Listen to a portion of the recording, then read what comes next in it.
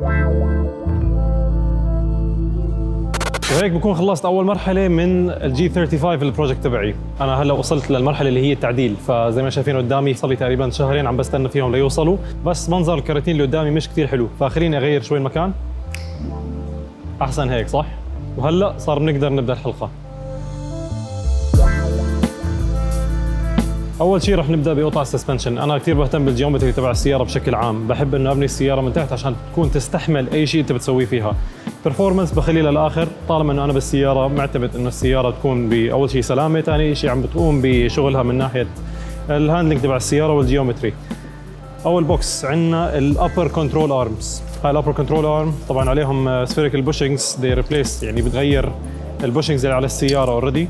ثاني شيء عندنا الكامبر ارمز، هدول الارمات الدرعان اللي بيركبوا ورا، اللي هم بيساعدونا ان نسوي كامبر على الجهه الخلفيه من السياره، طبعا كمان ادجستبل.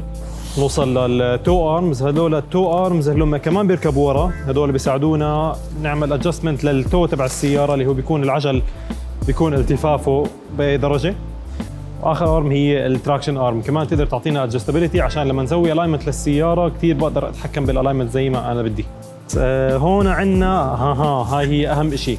هلا هاي كانت اول قطعه انا اشتريتها السياره، انجل اكستنشن كيت، اللي بتقدر تعطيني انجل اكثر. هي بتغير مكان وين بركب العمود الستيرنج، وبالاتي بتقدر تعطيني انجل اكثر للسياره. فهاي اهم قطعه، هاي كانت اول قطعه اشتريتها. عندنا الاوتر تايرودز من شركه تين، هدول بيركبوا على مجموعه الستيرنج، خملتهم تيجي اعلى وكمان بيستحملوا الدعك اكثر. فيعني هاي من اكبر الاشياء اللي كانت تخرب بال 350 زيز لما كنت اشوفها مع التراك، فان شاء الله يعني هدول بيخلوهم يصمدوا اكثر.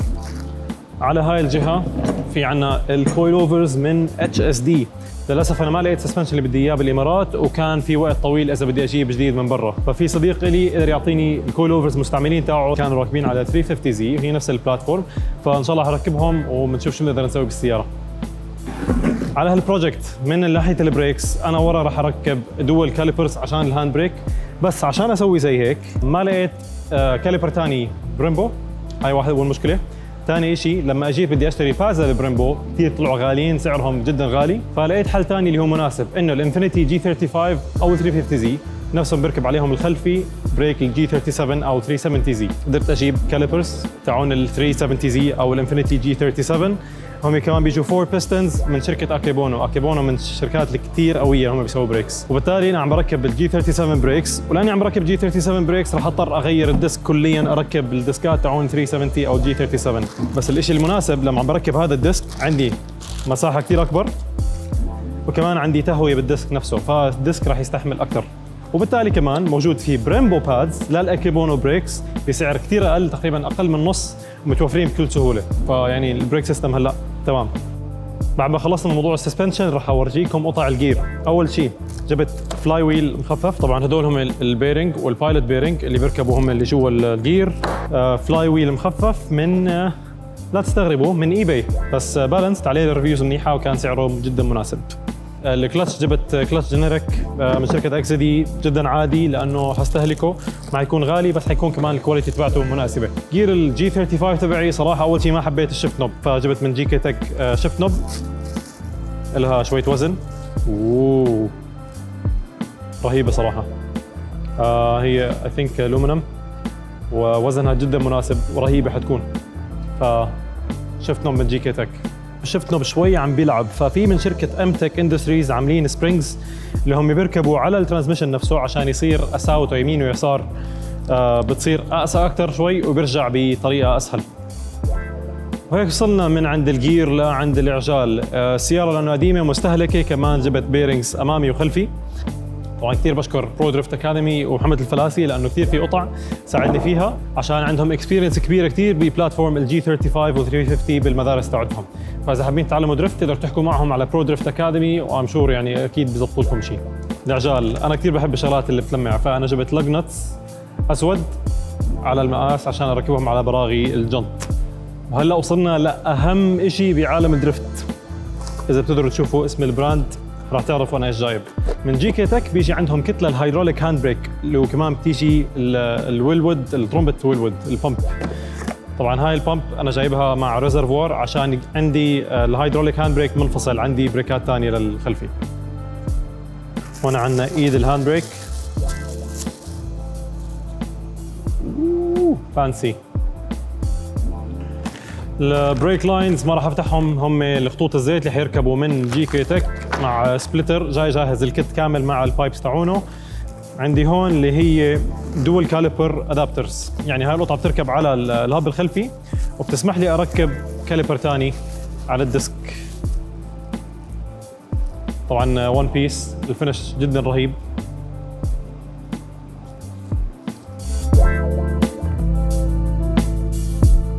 وهون وصلنا لشغلات بسيطة جدا راح اضيفها على السيارة، اللي هي من الاشياء الاحتياطية، يعني من كولرز، اويل كولر عشان يبرد الانجن اكثر شوي. في عندي هون باور ستيرنج كولر، عشان ياما سامعين على التراك واحد بيقول لك والله بطل معي باور ستيرنج عشان نحمي، فان شاء الله مع مبرد الباور ستيرنج راح يساعدني على انه ان شاء الله ما يصير معي اي شيء وانا على التراك. خطوط سيليكون للفاكيوم من زي 1 عشان اللي عندي كثير صاروا قدام ونشفوا وتكسروا على السيارة. اويل كاتش كان، واحدة من اكبر مشاكل بالانجن اللي هو الفي كيو 35 دي اي انه كثير في خطوط راجعة للزيت، راح يصير في عندي كاتش كان اللي هي حتلقط كل تبخيرة الزيت وما ترجعها على الثلاجة. فيول بامب جديدة، انا متعود انه السيارات دائما اول ما اشتري السيارة ما بعرف شو حالتها بركب عليها فيول بامب جديدة عشان يكون عندي ضغط ممتاز ويكون عندي طبعا بنزين نظيف. اخر على السيارة كرسي باكيت سيت، عشان اول شيء اخف وزن، ثاني شيء بتضلك قاعد بمكانك، وكمان لما تنزل على كومبيتيشنز لازم يكون مصنف من الاف اي اي. فعشان اركب الباكيت سيت في 3 المنتس لازم واحد ينتبه عليهم. اول شيء القاعده، هاي البيس، في ناس بيفصلوها او بيلحموا القواعد على ارضيه السياره، بس انا حبيت اجيب بولت اون كيت، هاي من سباركو، بتيجي بيس معها كمان لحزام الامان، تقدر تركب هون قاعده الحزام الامان الاصليه تاعت السياره. بعد ما تركب البيس بتجيب قواعد الجانبيه تاعون الكرسي الباكيت سيت اللي هم هدول، فهدول قطع بيركبوا على جنب الباكيت سيت. فالبروسيجر هي كالتالي: قاعده، هذول بنركبهم على الكرسي اول، بعدين بنركبهم على هذا المكان، بعدين بيجي الكرسي وبيركب بالنص، والكرسي بيركب بالشكل هذا. هيك بصير عندنا باكيت سيت. طبعا الباكيت سيت انا استعرته من صديق لي رائد حداد، راح استعمله لفتره لحد ما انا اجيب كرسي الي. خلصنا؟ المفروض خلصنا. طبعا انا تعبت وانا عم بطلع وعم بضب الاغراض، فيعني بدكم تعذروني شوي، بس نحن هيك خلصنا. وان شاء الله يعني كم يوم راح نبلش اركب بالقطع، وراح اورجيكم خطوه بخطوه كيف كل قطعه عم تركب، وان شاء الله بس نخلص كل شيء راح تكون سياره كومبليتلي ديفرنت، يعني مختلفه تماما. فالقطعه اللي ضلت علي اني اجيبها للسياره، اجيب كرسي باكيت سيت الي مناسب، كويل اوفرز اللي جداد اللي انا بدي اياهم للسياره تكون مناسبه على حسب وزن السياره، ستيرنج ويل، انا بدي ستيرنج ويل سويد عشان يكون جريب، وطبعا الستيرنج ويل اللي على السياره جدا حالته سيئه. طبعا قبل ما انا انسى، لا تنسوا انه انتم تسووا لايك وسبسكرايب للشانل، فان شاء الله حضلني انزل فيديوز عن السياره وعن فلوجز بشكل طبيعي. واذا عندكم اي سؤال عن القطع اللي شفتوهم اليوم او عن قطع انتم حابين تجيبوها للسياره، اكتبوا لي اياهم بالكومنتس، ان شاء الله برد عليكم اول ما بقدر. وان شاء الله تكون عجبتكم الحلقه، وبشكركم والسلام عليكم.